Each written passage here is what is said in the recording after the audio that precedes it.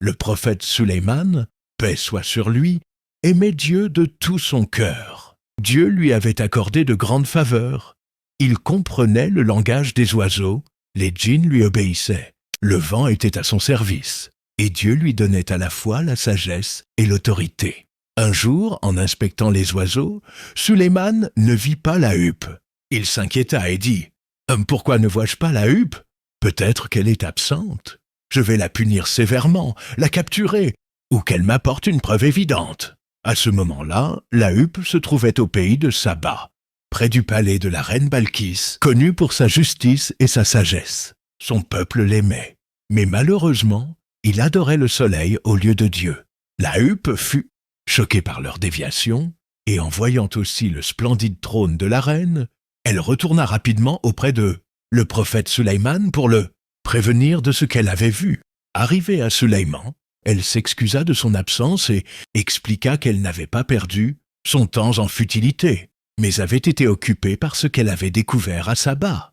Elle lui raconta leur situation et dit « J'ai ici une information certaine que je t'apporte depuis Saba. » Sulayman lui demanda alors d'aller transmettre un message à la reine pour l'appeler.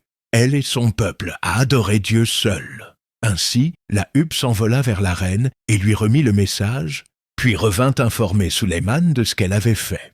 Quand la reine Balkis reçut ce message, elle fut très surprise. Elle ne comprit pas d'où il venait, ni comment il était arrivé jusqu'à son palais. Mais, étant intelligente et réfléchie, elle le lut calmement. En le lisant, elle comprit qu'il provenait du prophète Sulayman et l'appelait à ne pas être arrogant, mais à se soumettre à Dieu. Elle réunit alors son peuple et leur annonça qu'un message important était arrivé du prophète Sulayman, qui les invitait à adorer Dieu seul. Ils lui répondirent « Nous sommes forts et puissants, mais la décision finale t'appartient. Dis-nous ce que tu veux faire. » La reine Balkis réfléchit avec sagesse et dit « Si des rois envahissent un pays, ils le détruisent et humilient ses habitants. Les guerres ruineraient notre pays. » Elle décida donc d'envoyer un présent à Sulayman pour voir si c'était un roi qui aimait les richesses de ce monde, ou un vrai prophète qui appelait à Dieu. Quand le présent fut apporté à Sulayman, il n'en fut pas joyeux, car il n'aimait pas les biens matériels. Il dit avec fermeté au messager « Voulez-vous m'offrir un cadeau?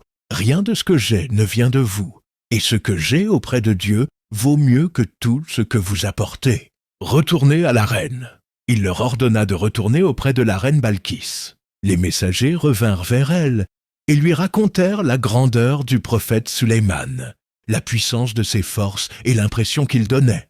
Elle comprit alors qu'il ne s'agissait pas d'un roi ordinaire, mais d'un prophète, soutenu par Dieu. Elle décida alors de venir le voir en personne pour chercher la vérité. Sulayman se prépara à accueillir la reine Balkis afin de lui montrer ce que Dieu lui avait donné de savoir et de pouvoir, pour la guider hors de l'erreur vers la vérité. Il choisit de la recevoir dans une vaste salle appelée la salle du trône. Avant son arrivée, il dit aux créatures qui l'accompagnaient « Qui parmi vous me ramènera son trône avant qu'elle n'arrive? Si elle se soumet à Dieu ?» Un djinn dit qu'il pouvait le faire, puis un autre qui avait la connaissance du livre dit qu'il le ferait instantanément. Et effectivement, le trône fut apporté devant Sulayman en un clin d'œil. Quand Sulayman le vit, il dit humblement en remerciant Dieu « C'est un bienfait de mon Seigneur. Pour m'éprouver, saurais-je être reconnaissant ou ingrat? Celui qui est reconnaissant le fait pour son propre bien. Et celui qui est ingrat, mon Seigneur est riche et digne de louange. » Lorsque la reine Balkis arriva et vit son trône devant elle, elle fut très étonnée. Sulayman lui demanda « Est-ce bien ton trône ?» Elle répondit avec sagesse, pleine d'étonnement, se demandant comment son trône était arrivé si vite de Saba.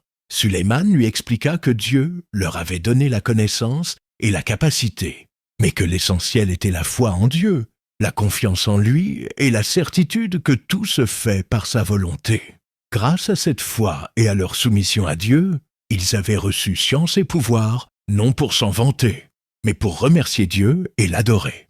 Sulayman fit construire pour la reine une structure magnifique et lui dit d'y entrer. En entrant, elle fut émerveillée et s'exclama « Qu'est-ce que cela? On dirait une mer !» Pensant qu'elle allait marcher sur de l'eau, elle souleva ses vêtements.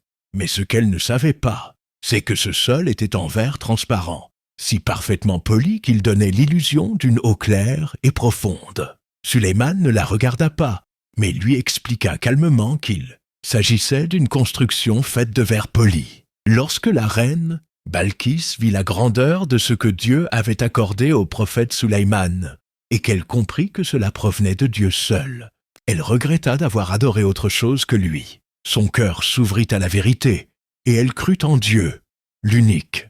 Alors, avec humilité, elle dit « Mon Seigneur, je me suis fait du tort à moi-même. Je me soumets désormais, avec Sulayman, à Dieu, le Seigneur des mondes. » Et telle fut l'histoire de Balkis et de Sulayman.